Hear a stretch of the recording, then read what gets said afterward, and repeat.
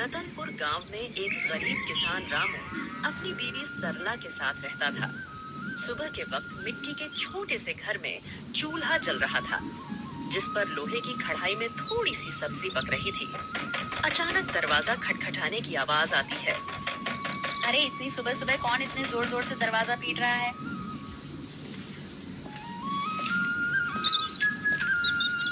दरवाजा खोलते ही सेठ हरीलाल गुस्से में लाल पीला खड़ा था, जो कि बहुत लालची और चालबाज है। वह हर किसी से 2 गुना ब्याज वसूलता था। काम बहुत हो गया तेरा नाटक, मेरे पैसे कहाँ हैं? सेठ जी, कल ही तो मैंने आपको पूरी रकम दे दी थी और पूरा हिसाब पक्का कर दिया था, और मैंने आपके पुराने पैसे भी कब के लौटा दिए। देर की वजह से तेरा ब्याज बढ़ गया, अब वो उधार तुझे 5 गुना ब्याज के साथ लौटाना होगा। 5 गुना? सेठ जी, ये तो अन्याय है। मैंने मेहनत करके ब्याज सहित पूरे पैसे चुका दिए हैं।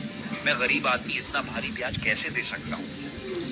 ज्यादा जुबान मत चला। अगर पैसा नहीं दिया ना तो तेरे घर का ताला तोड़कर बर्तन कपड़ा सब उठा ले जाऊंगा, तेरी बैलगाड़ी भी बेच दूंगा। सेठ जी, गरीब का खून चूस कर आपको क्या मिलेगा? हमारे साथ ऐसा मत करिए। इतना ज्यादा ब्याज मैं नहीं दे पाऊंगा। पैसे तो तुझे देने ही पड़ेंगे, देख लूंगा मैं तुझे। याद रखना रामू, हरीलाल से पंगा लेना आसान नहीं है। सेठ रामू को धमकाते हुए चला जाता है, लेकिन जाते जाते अपने नौकर को कहता है, इस गरीब भिखारी की इतनी मजाल, मुझे ना बोलकर इसने गलती कर दी। इसे तो सबक सिखाना पड़ेगा ताकि गांव में बाकी गरीब भी डर में रहे। आप बताइए, ये जिंदगी कब बदलेगी? रोज रोज 2 वक्त की रोटी के लिए जूझना पड़ता है। कभी मन करता है घर की टूटी छत ठीक करवा दूं, तो कभी सोचती हूँ कि हमारे पास भी अच्छे कपड़े हों, लेकिन लगता है किस्मत ने हमें बस तंगी ही दी है। मुझे पता है तुम्हें तकलीफ है, पर मैं क्या करूं? खेत छोटे हैं, बारिश वक्त पर नहीं होती, ऊपर से कर्ज का बोझ भी सर पर है। मैं दिन रात मेहनत करूं, तब हमारे हिस्से में यही नमक रोटी आती है। मेहनत? हाँ, मेहनत तो आप करते हैं, लेकिन भगवान हमारी सुनता ही कहाँ है। लगता है जैसे भाग्य ने हमें इस गरीबी में ही सड़ने के लिए भेजा है। सरला ने आह भरी और चुपचाप सब्जी पकाने लगी। कमरे में सन्नाटा था। रामू ने मन ही मन ठान लिया, आज खेत में चाहे जान निकल जाए, पर घर लौटकर कुछ ऐसा लाऊंगा जिससे सरला के चेहरे पर मुस्कान आ जाए। रामू को नहीं पता था कि आज का दिन उसकी जिंदगी की सबसे बड़ी कहानी की शुरुआत करने वाला है। सुबह के वक्त रामू खेत जाने के लिए घर से निकल रहा है।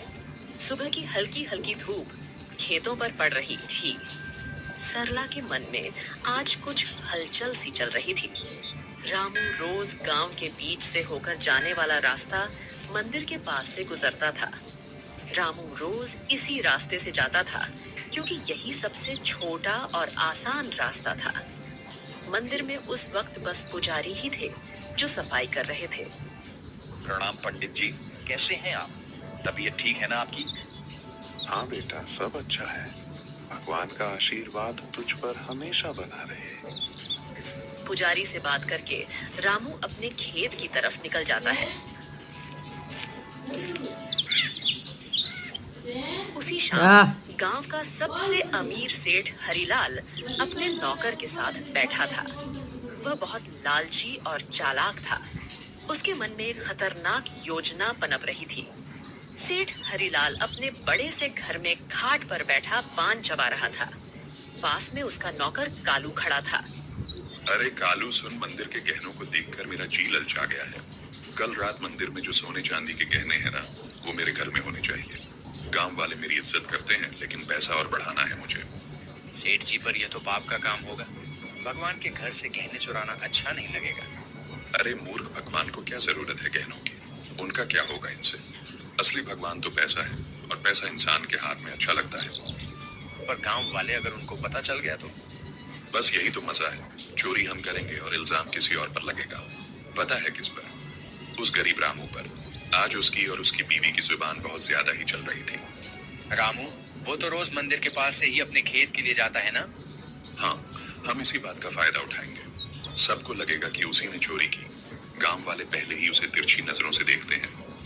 बस आज रात ही हम अपना काम कर देंगे और सुबह हंगामा हो जाएगा। तू बस ये याद रख, कोई गलती नहीं होनी चाहिए।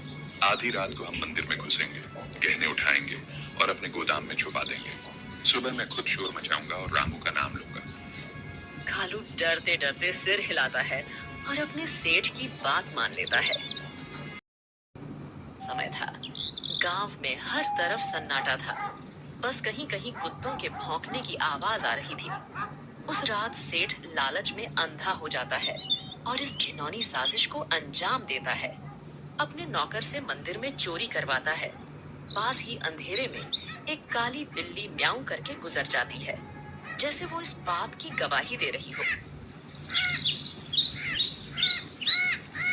अगली सुबह गांव के बीचों बीच मंदिर के सामने एक भीड़ इकट्ठी हो गई थी।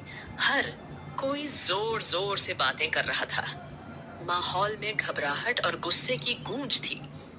अरे ये क्या हो गया? मंदिर के सारे सोने के गहने रातों रात गायब हो गए। इतना बड़ा अपशकुन, भगवान के गहने चुरा ले गया कोई। ये तो बहुत बुरी बात है। इसी बीच रामू रोज की तरह खेत की तरफ जाने के लिए उसी रास्ते से गुजर रहा था। भीड़ देखकर वो रुक गया और पास आ गया। अरे क्या हो गया भाई लोग? इतनी सुबह सुबह ये भीड़ किस बात की है? अरे रामू, तूने सुना नहीं, मंदिर में चोरी हो गई। भगवान के सारे गहने कोई उठा ले गया। रामू यह सुनकर चौंक जाता है। भीड़ में खड़ा सेठ, जो असल में चोरी किया था, वह बहुत मासूम बन रहा था। पंडित जी आप बताइए, कल रात तक तो गहने मंदिर में थे, फिर अचानक कौन ले गया? आप बताइए पंडित जी, क्या आपने मंदिर के आसपास किसी को आते जाते देखा है? आपको किसी पर शक है क्या? अरे मैंने देखा है रामू, रोज मंदिर के रास्ते से आना जाना करता है। सेठ जी, कल तक तो सब कुछ ठीक ठाक था। मंदिर के पास से तो कई लोग गुजरते हैं, लेकिन रोज सुबह सुबह खेत की तरफ जाने के लिए रामू इधर से निकलता है। मगर रामू ऐसा काम करेगा मुझे नहीं लगता। अरे पंडित जी, जमाना खराब है, आदमी की नीयत कब बदल जाए क्या पता। और वैसे भी जिसने किया है वो मुंह से कभी मानेगा नहीं। मैंने अपनी आंखों से देखा है। रात को जब मैं खेत की तरफ जा रहा था, रामू मंदिर के पास चुपके चुपके घूम रहा था। ये क्या कह रहे हो आप लोग? मैंने कोई चोरी नहीं की है। इतना बड़ा पाप मुझ पर मत डालो। अरे हाँ, ये गरीब आदमी है, पैसों की तंगी में है, ये कर भी सकता है ये काम। ये लोग मुंह पर अच्छे बनते हैं। अरे भगवान से डरिए आप लोग, हमने कुछ नहीं किया। हम गरीब जरूर हैं, लेकिन चोर नहीं। मेरे पति जितना ईमानदार इंसान इस पूरे गांव में कोई नहीं है। ऐसा मत कहिए, वरना भगवान आप लोगों को कभी माफ नहीं करेगा। रामू और उसकी बीवी ने बहुत समझाने की कोशिश करी, लेकिन भीड़ मानने को तैयार नहीं थी। सब रामू को ही चोर मान बैठे। रामू और सरला की आंखों में आंसू आ गए, लेकिन भीड़ में कोई उनकी सुनने को तैयार नहीं था। गांव वालों, अब तो सब साफ है। मंदिर के गहने चुराने वाला यही रामू है और ऐसे आदमी को हमारे गांव में रहने का कोई हक नहीं। चोरी करने वाले की एक ही सजा है, गांव से बाहर निकाल देना। हाँ, अगर इसने मंदिर में चोरी की है तो यह तो भगवान का भी अपराधी हुआ। इसे यहीं रहने देंगे तो कल हमारे घरों से भी चीजें गायब हो जाएंगी। अरे आप सब क्यों नहीं समझते? मैं निर्दोष हूँ, मैंने कोई चोरी नहीं की। मैं तो रोज के जैसे अपने खेत जा रहा था। मुझ पर इतना बड़ा इल्जाम मत डालिए। भीड़ में जोर जोर से आवाजें गूंजने लगी। निकालो इसे गांव से। भीड़ में हलचल मच गई। लोग एक दूसरे से कान्हा फूंसी करने लगे। रामू और सरला की आंखों में आंसू भर आए। उन्होंने कई बार सफाई देने की कोशिश की, लेकिन किसी ने उनकी नहीं सुनी। सबने मिलकर उन्हें गांव के बाहर निकाल दिया। रामू और सरला मजबूर होकर गांव छोड़कर चले गए। रामू और सरला रोते रोते गांव छोड़ चुके थे। गांव के बाहर एक सुनसान जगह पर टूटी फूटी झाड़ियों और कंटीली झाड़ियों के बीच एक पुरानी बड़ी झोपड़ी मिली। मजबूरी में वहीं उनका नया घर बन गया। सुनिए जी, यह जगह कितनी सुनसान है। न पास में कोई इंसान, यहाँ आसपास की झोपड़ियों में कोई रहता भी नहीं है। न खाने को कुछ है। अब हम क्या करेंगे? क्या करें सरला, जब अपना गांव ही हमें ठुकरा दे तो कहीं और सहारा ढूंढना पड़ता है। यही हमारी तकदीर है। मैं तो ये सोच रहा हूँ आखिर चोरी की किसने है और इल्जाम मुझ पर डाल दिया गया। मैं असली चोर का पता लगा कर रहूंगा। दिन ढल गया। सरला रोते रोते सो गई। रामू सारी रात परेशान बैठा रहा।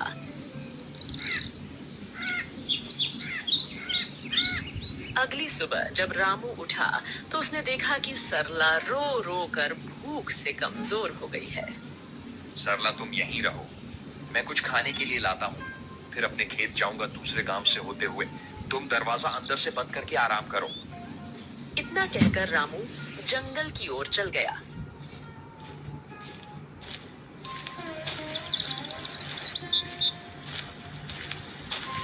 रामू ने सरला को कुछ फल और आसपास की नदी से पानी लाकर दिया।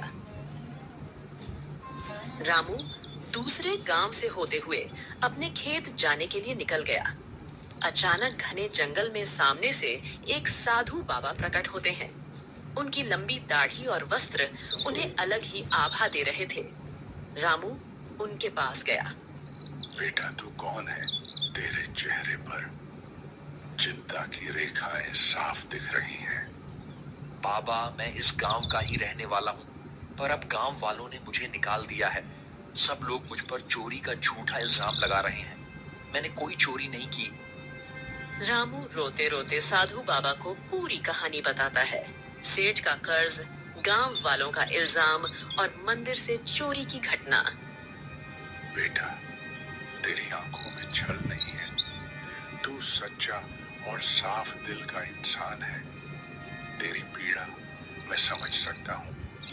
ये दुनिया अक्सर गरीब पर झूठा इल्जाम लगा देती है, पर चिंता मत कर, भगवान न्याय करते हैं। असली चोर जल्द ही सामने आएगा। ये मेरा आशीर्वाद है। पर बाबा कैसे? सब मुझे ही दोषी मान रहे हैं। गांव छोड़कर मैं और मेरी पत्नी यहाँ भूखे प्यासे पड़े हैं। कोई मेरी बात मानने को तैयार नहीं है। मैं कैसे साबित करूं कि मैं निर्दोष हूं? इस जंगल में एक श्रापित जानवर रहता है। उसने अपनी आंखों से असली चोर को देखा है। वही तुझे सच तक पहुंचने में मदद करेगा। पर ध्यान रहे, उस जानवर को ढूंढना आसान नहीं है। उसके पास जाना होगा, उसका विश्वास जीतना होगा, तभी वह तेरी मदद करेगा। श्रापित जानवर बाबा, वह कौन है? मैं उसे कैसे ढूंढूं? यहाँ जंगल में तो बहुत से जानवर हैं। वह एक श्रापित काली बिल्ली है। सच ये है कि उसकी आंखों ने वह दृश्य देखा है जो किसी और ने नहीं देखा। जा बेटा, उस जानवर को ढूंढ और उससे मदद मांग। वो बिल्ली तेरी जिंदगी बदल देगी। भगवान तेरा साथ देंगे। जा बेटा, सत्य की शक्ति तेरे साथ है। साधु बाबा रामू को आशीर्वाद देकर अचानक गायब हो गए। रामू समझ गया था कि यह भगवान की लीला है। रामू तुरंत ही बाबा के बताए अनुसार उस बिल्ली को ढूंढने के लिए निकल गया। जंगल का सन्नाटा, पत्तों की सरसराहट, रामू थका हारा, भूखा प्यासा उम्मीद के सहारे इधर उधर भटक रहा था। उसने पूरा जंगल छान मारा, पर उसे वो काली बिल्ली कहीं नहीं मिली। दिन ढलने को आया। रामू अब निराश होकर अपनी झोपड़ी की तरफ जा रहा था। अचानक तभी उसकी नजर एक काली बिल्ली पर पड़ी। बिल्ली की चमकती आंखें दो अंगारों जैसी दिखाई दे रही थीं। ओ बिल्ली रानी, क्या तुम वही हो जिसके बारे में साधु बाबा ने कहा था? क्या तुमने उस रात देखा था? असली चोर कौन है? माँ, बिल्ली, क्या तुम मेरी मदद करोगी? मुझ पर झूठा इल्जाम लगाकर गांव से निकाल दिया गया है। क्या तुम सच जानती हो? मुझे बता दो, असली चोर कौन है? बिल्ली उसकी आंखों में देखती है। रामू का साफ दिल और अच्छी नीयत देखकर जैसे उसे सब समझ आ गया हो। अचानक बिल्ली की आंखों से एक अजीब सी चमक निकलती है और वह इंसानी आवाज में बोल उठती है। रामू, तुम्हारे साथ बहुत बड़ा अन्याय हुआ है। मंदिर के गहने तुमने नहीं चुराए। असली चोर तुम्हारे गांव का सेठ और उसका नौकर है। दोनों ने मिलकर मंदिर से गहने चुराए और चोरी का इल्जाम तुम्हारे सिर पर चढ़ा दिया ताकि कोई शक न करे। सेठ जानता था कि तुम गरीब हो, तुम्हारे पास कोई सबूत नहीं होगा, इसलिए उसने चालाकी से तुम्हें बलि का बकरा बना दिया। क्या गांव का सेठ, वही जो सबसे धर्म और दान की बातें करता है, और उसका नौकर भी तो यही सच्चाई है? गांव वालों ने मेरी ईमानदारी पर शक किया और असली अपराधी चैन से सो रहा है। माँ बिल्ली, अब मैं क्या करूं? यह सच गांव वालों तक कैसे पहुंचाऊं? समय आने दो रामू, सच को कोई दबा नहीं सकता। मैं तुम्हारी मदद करूंगी। तुम मुझे कल गांव लेकर चलो। मैं वहां जाकर सबको सारी सच्चाई बताऊंगी और तुम्हें निर्दोष साबित करूंगी। रामू को बिल्ली की बातें सुनकर राहत मिलती है।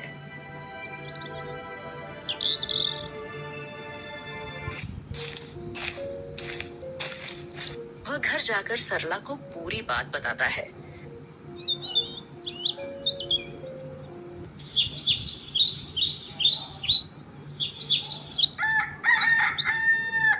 अगली सुबह रामू और सरला बिल्ली को लेकर गांव जाते हैं और सबको बुलाते हैं।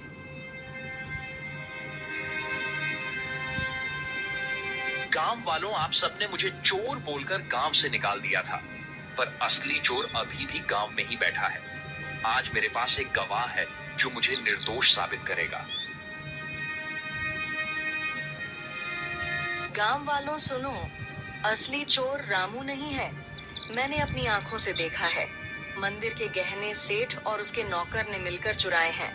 अगर तुम्हें यकीन नहीं होता तो सेठ के घर जाकर देखो, मंदिर के गहने वहीं मिलेंगे।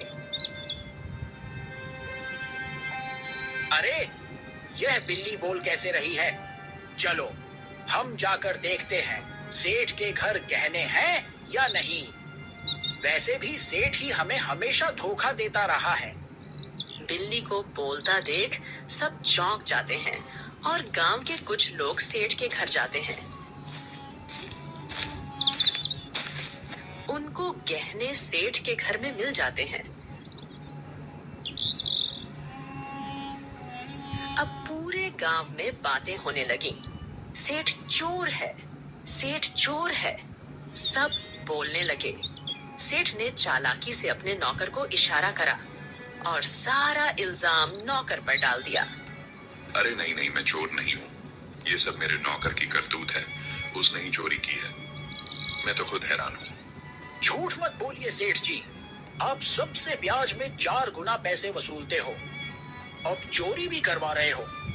ठीक है, अगर तुम सब कहते हो तो इस नौकर को सजा मैं दूंगा, क्योंकि यही असली चोर है। मुझे इस बारे में कुछ नहीं पता था। सेठ ने पूरे गहने वापस मंदिर में रखवा दिए। अब गांव में उसकी कोई इज्जत नहीं करता है। पूरे गांव वालों ने रामू से माफी मांगी।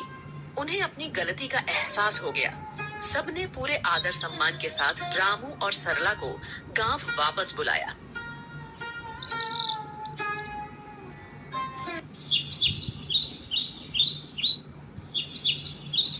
रामू और उसकी पत्नी सरला अब वापस अपने घर आ गए थे।